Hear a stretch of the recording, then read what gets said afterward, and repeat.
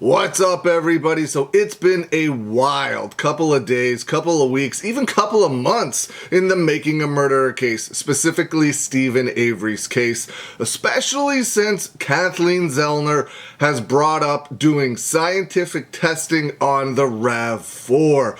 The state side of things, the prosecution seems to be absolutely losing their mind, trying to block Kathleen Zellner and Steven Avery's team from being able to do any sort of DNA or scientific testing on the Rav4. They do not want that to happen, and they are trying to stop it at any and all costs. Even the other day, Norm Gahn wrote a letter to the judge explaining how things were incorrectly being done, as if the judge needed to hear from him to know how to do his job. Yes, there are a ton of people out there, myself included, that have been extremely critical about how things have been handled in this case on the state and prosecution's side.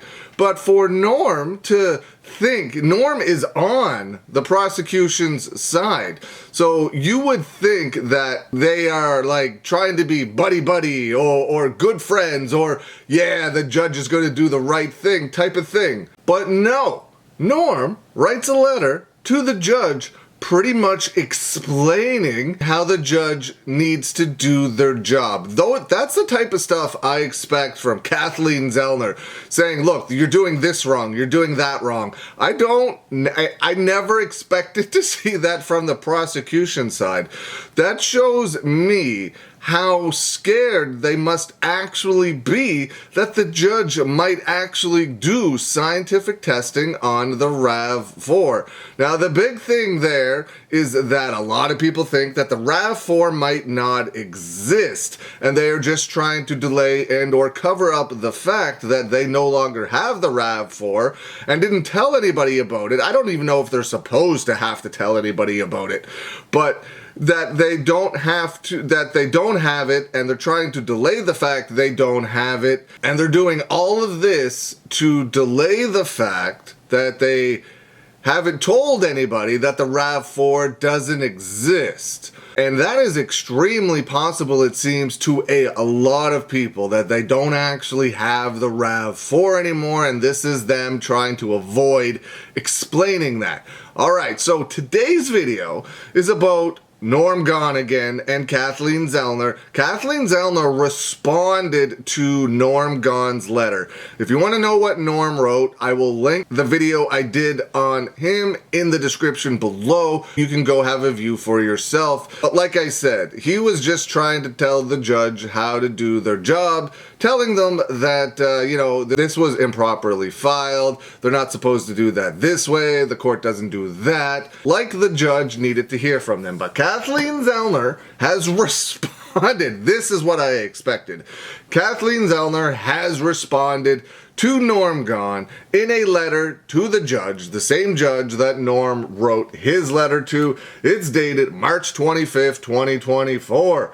It states, regarding State of Wisconsin versus Steven A. Avery, case number 2005CF381. Dear Judge, we are in receipt of the March 22nd, 2024 letter of Mr. Norm Gahn, Special Prosecutor. Unfortunately, Mr. Gahn failed to note that 4 days prior to his letter to Your Honor on March 18th, 2024, Mr. Avery's counsel filed with the appellate court a motion to stay appeal pending disposition of Mr. Steven Avery's amended second motion for scientific testing.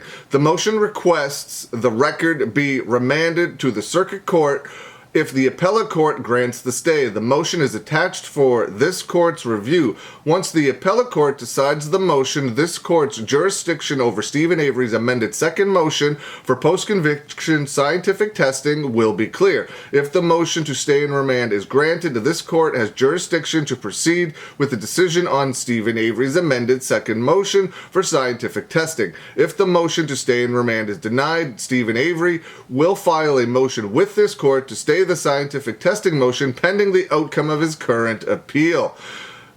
Respectfully submitted, Kathleen Zellner and Stephen G. Richards. Those are Stephen Avery's attorneys. That's from Kathleen T. Zellner and Associates. If you want to see this original document, it is up over on my X account. I retweeted the person that posted it. Thank you to Louise Ebeck. Go give them a follow. I will link their X account in the description below. So, it's very interesting. I am sure we are going to hear another response from Norm or the state or somebody else regarding this letter by Kathleen Zellner. It's crazy how much has been going on over the last little bit in this case. Like I said, especially since Kathleen Zellner brought up doing scientific DNA testing on the Rav4. They do not want that. They are trying to block that. Why would you block that when I understand that they don't have to do any of this because they got a guilty verdict, but they're also complaining in one of the letters that they wrote to the judge about how this is ridiculous, about how this is taking up important time, about how this is clogging up the court system. And they are right. This is taking up a ton of time. This is clogging up the court system. So the one thing they could do to make that all go away, to make this all go away, is to do the scientific testing on the Rav4. Prove your case.